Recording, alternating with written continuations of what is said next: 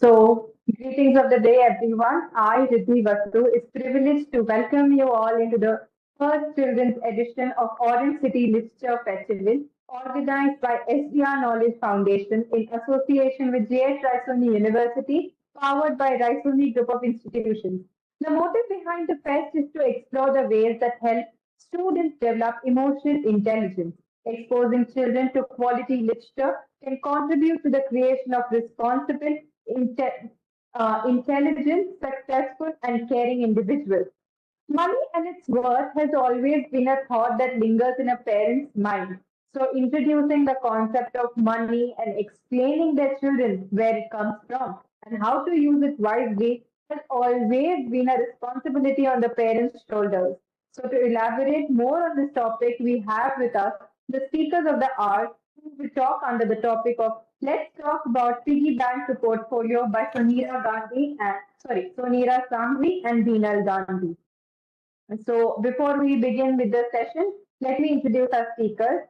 Binal Gandhi is the CEO of the Learning Curve Academy and the creator of the gamified financial wellness program, Finance Gym, that is Grow Your Money. She is a visiting faculty at NMIMS and SVGEM, where she teaches courses in corporate finance and wealth management. Ma'am has two beautiful daughters, aged 13 and 18, who have been a strong source of inspiration for her in the financial education. We welcome you, ma'am. Our second speaker is Soneera Sanghvi. She is a writer and a former lawyer. She has also co-founded an education consultancy, High Skies Company, which helps students craft standout college application essays and is a mom of two kids aged 3 and 7. We welcome you, ma'am, as well. And without further ado, I'll hand over the session to you two to talk on the topic for today. Thank you so much, Riddhi, for having us. I'm going to go ahead and share the screen.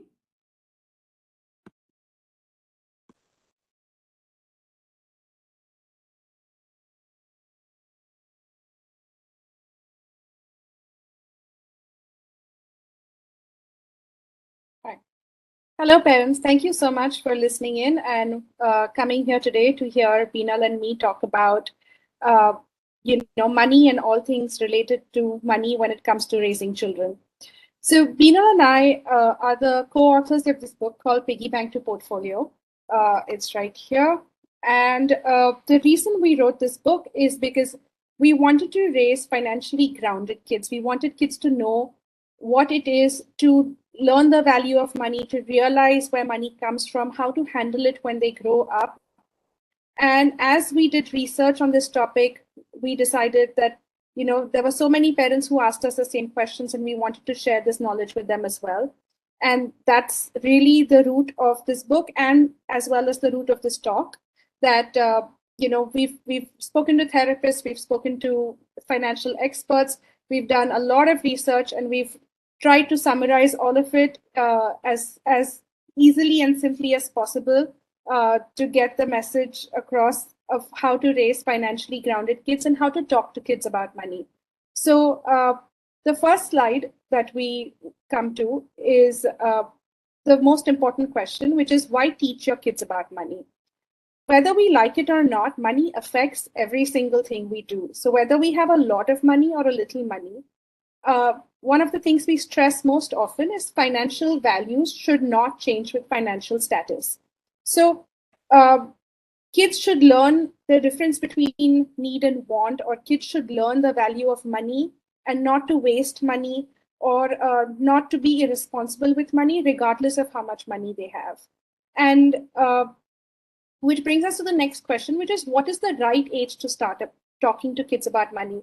When we speak to parents, we often hear things like, oh, bache abhi chote hai, what's the need to talk to them about money from such a young age? They'll grow up and learn about it. We also grew up and learn about it. But the truth is that financial habits is a very important part of your development. And that's not necessarily about money. It's about essential things like delayed gratification. And these habits form as early as age 7 in our children. So while we may think that, we'll talk to kids about money when they're 15, their personality and the traits that will help them handle money have already developed in them by age 7. So we recommend that you start talking to kids very early as age 6 or 7. And which brings us to the next topic, which is how to start talking to kids about money. So like we said, essential development in children, such as delayed gratification, happens as early as age 7. And one of the things that researchers noticed over a very long 40-year study is that a child's ability to say no to temptation, that is delayed gratification. So, you might think that it's something as easy as a child asking for an extra piece of chocolate or cake. And, you feel, oh, what's the big deal? This is not going to affect anything later. But their ability to hear no and their ability to wait and say, okay, I'll have that cake tomorrow, or no, I will not have that cake, actually affects their credit score much later in life. It affects how much they've saved. It affects the fact that they would have paid off their home mortgage. So all of these small things that we think are not of much significance when kids are so small, like 6 or 8, actually has a huge impact on them growing up. And so we recommend that, the best way to talk and teach your kids about money is actually give them money. One of my favorite lines from the book is, you can't teach your kid to play football without a ball. And similarly, you can't teach your kids about money without giving them a little money to handle. When kids touch and feel money, they realize that, this is something that's theirs, that this is something that's their responsibility to handle. And that actually makes a big difference in how they view money and the relationship with money. So I'm going to talk about how to teach kids about money until age 10. And Binal is going to talk about how to teach kids about money after the age of 10 until adulthood. So the first thing we recommend is that you start off by giving them a small amount of money. So it doesn't have to be, 1,000 rupees or 500 rupees. It doesn't have to be a big amount. The only essential thing is that it needs to be consistent. So if you start giving your child pocket money, start, on a Monday or a Sunday, whatever day you pick, but then set that alarm on your phone and make sure that you do it every week.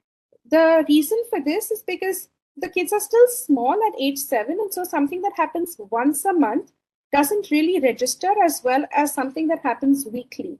Also, when you do it weekly, it gives them accountability for a short-term goal. And that also makes the message and lesson easier to understand and implement. So you give them a small amount of pocket money. And when you do, divide that money into 3 sections. So for example, if you're giving them 100 rupees, you divide that into spend, save, and give. Now, of course, it's up to you whether you want to do it in really cute piggy banks or you want to do it in, plastic jars where they can physically see the money. Or it doesn't even have to be fancy. It can just be 3 small envelopes with spend, save, and give written on it. And, every family can decide for themselves how they want to divide the money. But we recommend that you put 60 rupees for spend, 20 for save, and 20 for give. Now, the idea behind all of this is that the minute children get money, the first thing that they should register is that they need to put some of it aside immediately to save. So not to save what is left over, but to save immediately and spend only from a limited amount. So that immediately instills the concepts of saving in them from a very young age. And this is what we hope they will do even as they grow older and start earning money, whether it's their own business or salary or however, their first instinct should be to set aside savings. The second thing we do is we recommend that you also do a give envelope. Now, again, this is up to every family, but we really think that when kids are taught to appreciate how much they have and how blessed their lives are, it instills gratitude. And there is a ton of research out there that shows that gratitude actually creates a feeling of abundance. So this itself, this small act of giving 20 rupees aside, to whatever cause that may be close to their heart, whether it's to give to homeless people, or it's feed people, or even, help out animals, stray cats, stray dogs, whatever small it may be, the action and the amount, it will give children a sense of responsibility and doing good, and it will help us raise, conscious citizens who want to uplift society around them.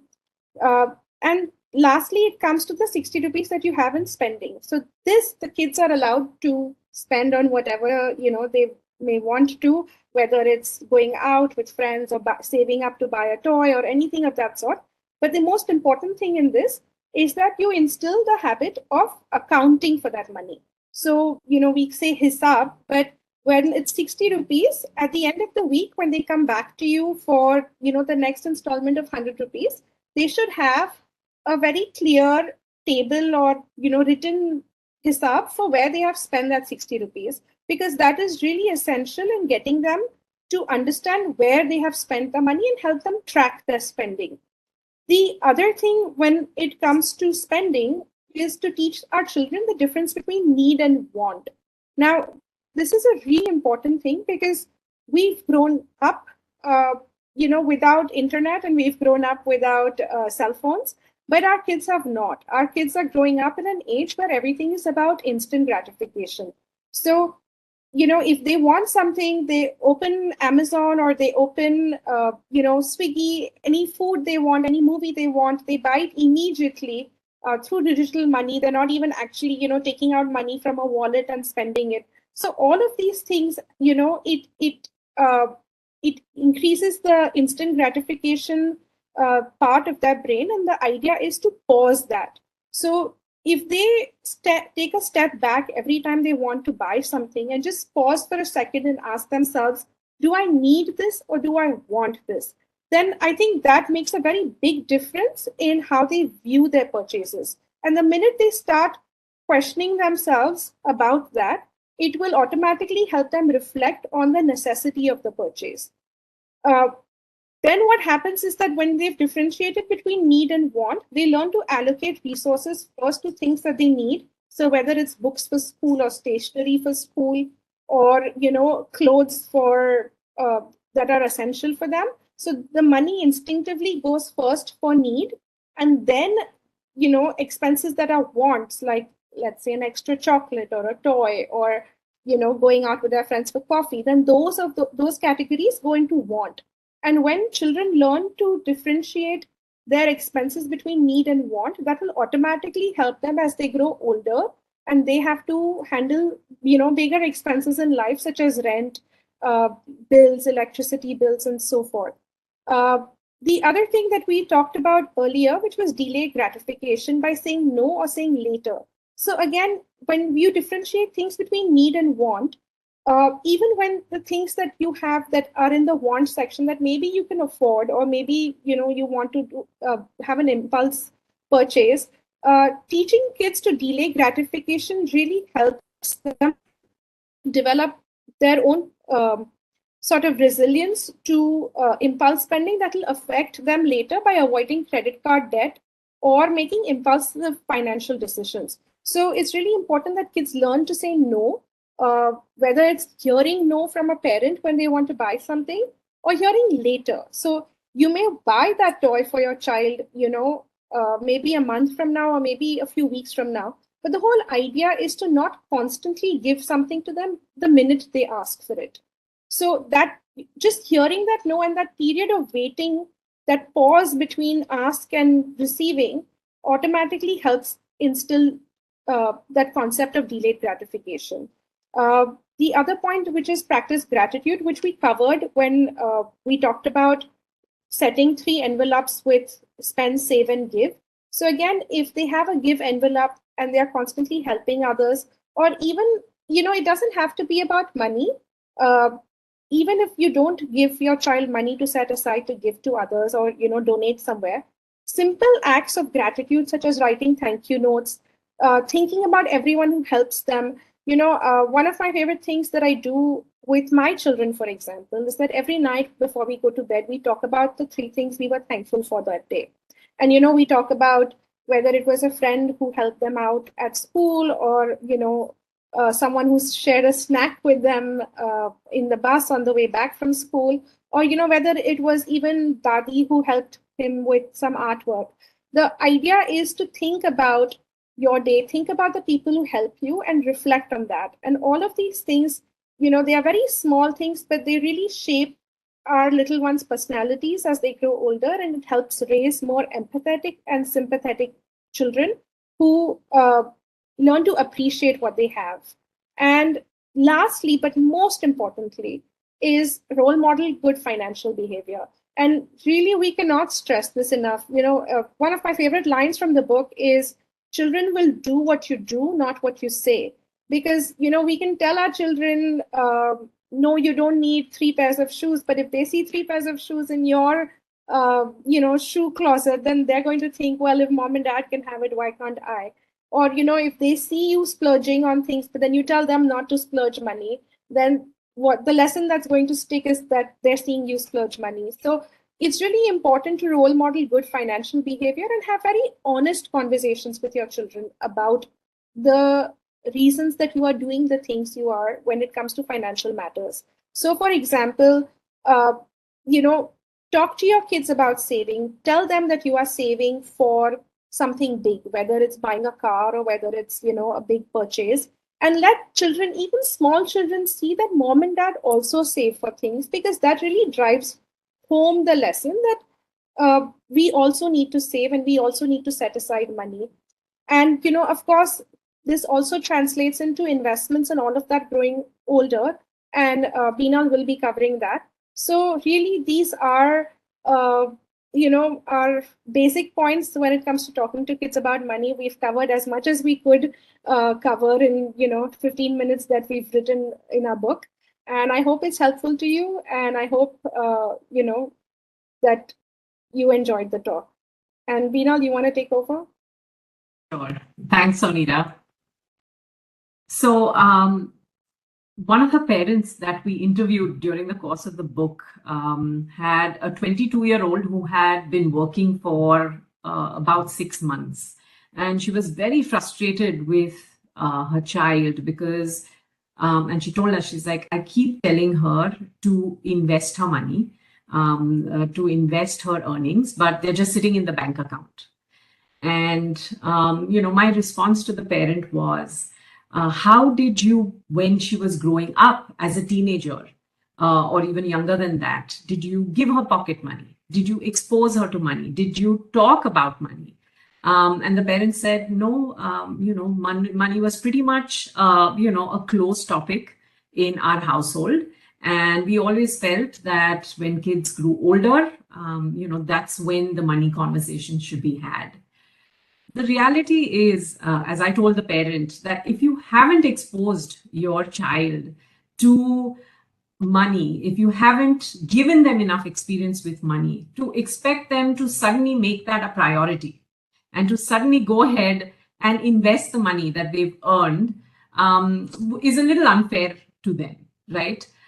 So as parents, we must, as Soneera mentioned, get our kids started early. And we can start with small steps when they are younger, but as they grow older, we can involve them more and more in some of the decisions that we make when it comes to money. And this will help them understand not only how money works, but also what we value when it comes to money. So as they grow older, between the ages of 10 and 15, here are some of the things that we recommend that you should do. One of the things that Soneera mentioned was when you give them pocket money, you must make sure that they are tracking their expenses. Once that becomes a habit, then as they grow older, that's always going to stick with them. So whether they do it on a piece of paper, whether they do it with an app. My kids, we have a WhatsApp group that we've created between, my husband, me, and each of my kids. And what they do is they give their weekly hisab to us on that group. So, it's become a habit with them. And sometimes they do forget, but then, we go ahead and remind them to keep doing it.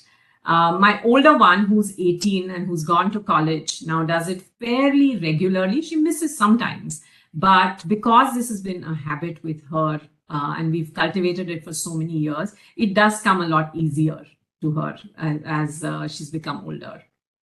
The second is, I know as all of us Indians, we are savers.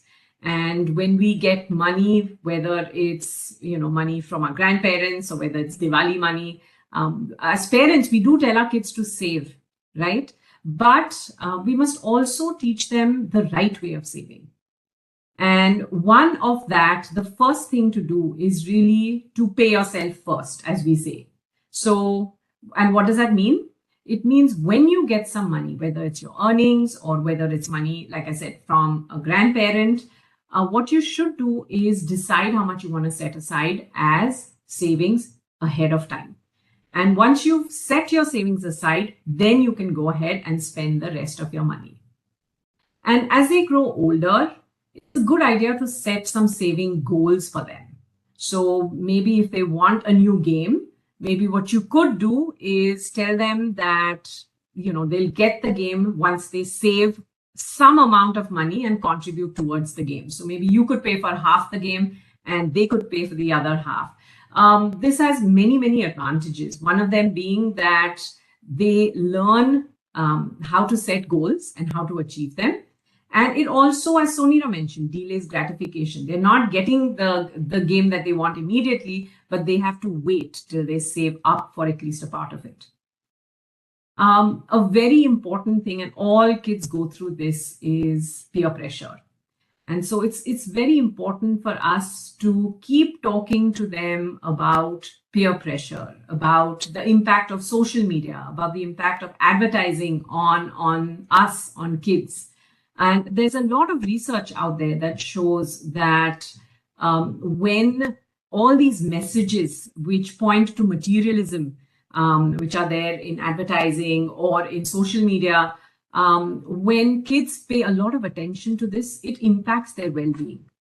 And so as parents, we cannot stop these outside influences, but what we could do is at least, keep talking to them about it and make them aware that these are outside influences, and everything that you see on social media is not the entire truth. It's just part of the truth. And so the new toy that is being advertised is not going to suddenly make you feel very happy, or the new clothes that are being advertised are not suddenly going to make you look beautiful, right? So it's very important to keep talking to them about the impact of social media and advertising.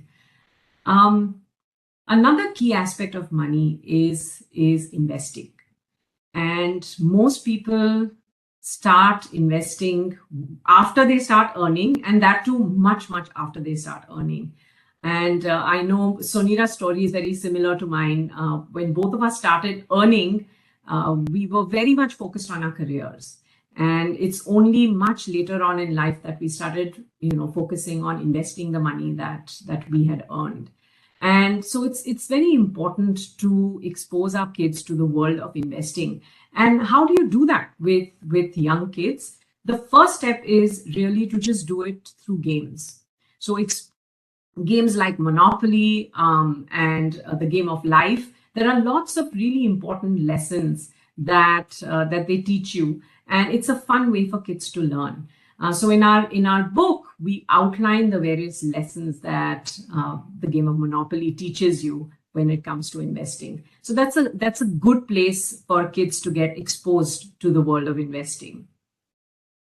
And then lastly, showing them what you do, taking them to work and showing them how hard you work and what it takes to succeed at work, maybe taking them for some of your meetings.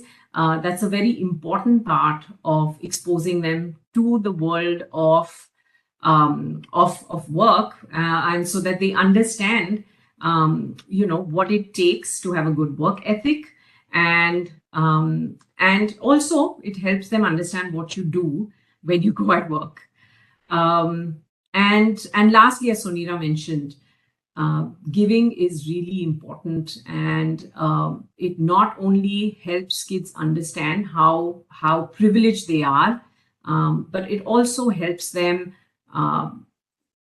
understand that how much they have, and helping others is, is a good thing.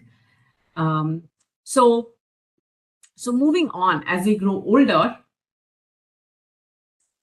so 15 plus, there are lots of other household decisions that you can get your kids involved in. So for example, when you're buying a large purchase, making a large purchase for your house, like maybe a television or any other large purchase that you're doing for your house, get your kids involved. Teach them how you choose between the different products. Teach them how you compare quality versus price versus the different features that a product will have. And once they see how you make decisions, they will learn that just don't buy the first phone that you see just because you liked it, but do some research, understand why you're picking, what features are more important to you. And so as they observe you, they will learn to do the same. And when it comes to investing now, you've been teaching them through games. And once you do that, they, you can spend much more time exposing them to the world of investing. So how would you do that? One way is to show them throughout the day how many companies that they interact with, right? So for example, when they brush their teeth with Colgate is a publicly traded company. So having such conversations with them is a good first step to making them interested in the world of investing, to help them understand companies and how they work, and how honestly, they're part of our everyday life. The other way, if you feel you don't have enough knowledge about investing, because a lot of parents we spoke to feel that they're not capable enough to teach their kids about investing, then have them take an investment class. I run a financial education program called Finance Gym, and we work with young people and we work with teenagers, and through different games and activities, we teach them how to invest in different asset classes. Borrowing is another aspect of money that kids are not exposed to at all. So there are many examples of young people who, when they start earning, start buying things on EMIs without understanding the cost or the consequences of taking on debt. So as parents, it's very important to explain to them what the cost and consequences of debt are. And so how do you do that? When you're paying your credit card bills, involve them. Show them how a credit card bill looks. Show them what the interest rate is on a credit card. Show them why you should not, carry a balance on your credit card, but rather pay your money in full. Because there's a huge cost when it comes to in terms of interest, and then talk to them about how, if you do borrow money, you must have a plan in terms of how you are going to repay that borrowing. And lastly, they've been coming hopefully with you to your work, to your meetings, but as they grow older, you could help them gain some opportunities when it comes to either shadowing opportunities or internship opportunities, so that they understand how the corporate world works. And if it's not possible for you to do that, it's very easy to find an uncle or a friend who they can shadow for a few days. So just so that they understand how different careers work and what are the day-to-day, activities in various careers. So with that, we've tried to cover, a very, very, very quickly, a few things that you can do with your kids as they grow older. But there is a lot more in our book called Piggy Bank to Portfolio. It's available in bookstores as well as on Amazon or Flipkart, and you can buy the ebook on Kindle. And you can follow us on these handles. And thank you so much for having us. Thank you so much, ma'am, for such wonderful presentation and making us understand how money is important to all of us. And like kids getting introduced to the concept of money, you've just simplified it so easily for all of us. So moving forward with the questionnaire session or the interactive session for today. First question to both of you, ma'am, is that how did you develop this interest in finance, and what made you think that we should put this book forward for parents and children to understand the concept of money? I'll go first. I'll go first. So, as I mentioned earlier, I run this financial education program called Finance Gym, and I've interacted with thousands of young people through this program. And what I have seen all the time and every time is every young person who's interested in understanding how money works, in learning how to invest, comes from a household where these conversations are encouraged and where these money-related habits are inculcated from a very young age. And there's also a lot of research that shows that parents are a very big influencer when it comes to teaching their children about money. And I have two teenagers, and I've learned a lot of things from them. And so we've, between Soneera and I, we've tried to put down all our learnings into this book. And hopefully it'll help a lot of other parents. What about you, Soneera? What are your views on the question? So, I have an undergraduate degree in finance, but what they teach you in school and college is how to read a balance sheet. They don't teach you the basics of money, which is how much you should save, how much you should invest, how to do it. And when I started working and I had my first job and I started making money, I didn't know what to do with the money. And it was a pretty steep learning curve for me to figure out how to handle my money. And when I had kids, I didn't want them to make the same mistakes I did. And I wanted them to have a much more holistic view of money rather than just, something that they would learn about when they start earning themselves. And that's pretty much the inspiration for the book. That's absolutely great. A question to you, Binal ma'am, that now that you have young adults with you, so can you tell me what any particular experience that you found of your children in relation to money, and what was your experience, if there's any particular about it?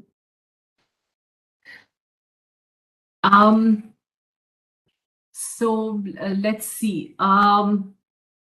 So, I mean, one of the things that I mentioned, which we are very particular about, is making them track their money in detail. So, they've and we've inculcated this habit from a very young age.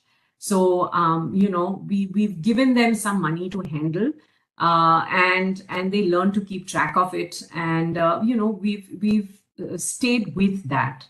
Throughout. And I can see in my older one, even though she'd rather not do it, it's almost a habit now where, I can see that she doesn't love tracking, keeping track of her expenses, but, she does this on a regular basis. The other thing is we have, when they were 12, my younger one is 13 now. Our dinner table conversations have we've had many, because both my husband and I have worked in the financial services industry. So a lot of these dinner table conversations have been about different companies, how they work, how we evaluate them, how we look at the economy. So, we have a lot of these conversations, which the girls are listening to. They ask lots of questions, and we take the time to explain different concepts to them so that they understand. And I can see, that they're very curious about just learning about how money works. And, certainly we've encouraged that curiosity. That's a wonderful idea, ma'am. Like the path that you have approached is really very, first it's interactive also, and the children must be knowing a lot by now. So, a final question to you, ma'am, Soneera, ma'am, that in your conversation you spoke about gratitude. Like kids should have gratitude. So, why do you think that it is important to have gratitude, and how does it help to give back to the society? So, first of all, there's a lot of research out there that shows that gratitude, when practiced daily, creates a feeling of abundance. And I think that's really important to help children, especially in an age where they are constantly bombarded with social media and influencers and friends who are with brands and all of that. So instead of creating a buy mentality, if they just take a minute to pause and say, I am really thankful for what I have, and I am grateful for all these wonderful things in my life, then I think that really helps the peer pressure angle of things as well, and just sort of helps them realize that they already have a lot and they don't need to compete with others. So that's the number one thing. Second is, there's a lot of research out there that shows that there's something called a helper's high. When you do good for Right. others, you help other people out, you feel really good. It gives you a high. And so, if children can learn this from a young age, if they realize that helping others makes them feel good, then that's something that they would grow up to do naturally. And that's something that we all need in society, right? As people who are helpful, Correct. and whether it's neighbors or whether it's a bigger project, it just teaches them to be responsible citizens. So, in all ways, gratitude and giving are really just such founding stones of, I feel, raising good, grounded children. Absolutely, ma'am. Binal, ma'am, you can stop presenting the presentation. You can have you on a bigger screen. So it was indeed a very intriguing session for me also, because we got to know both from a perspective, like a parent, for young toddlers also, and for young adults also, how they can manage their money. So with this, we'll move forward towards the concluding note of today. Firstly, I thank both of you for attending today's session. It was a pleasure being part of this session. It will be a great pleasure to read this book also. Our audience can get their copy of the book from the links provided in the description, or visit a crossword store in their city. The session was supported by Juggernaut Publications. You can get your copy from Juggernaut website as well. A must-read book for all the parents and the children as well. Wish you all a happy reading, friends. I once again thank both the audience and our speakers for today. Get ready for the quiz based of this session and visit www.oclfnagpur.com to participate in a quiz and win exciting gifts and prizes. A gigantic Orange City Literature Festival will be back in November 2022 in Nagpur, the city of oranges.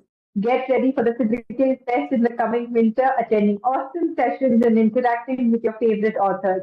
Keep following us for the updates of the Festival of Words. Thank you so much. Thank you so much, ma'am, for Thank you. attending this Thank session today. you. Thank you so Hope to much. see you in the OCLF in November. I hope so too. Thanks. Thank you. Bye. ICT? Yes, ma'am.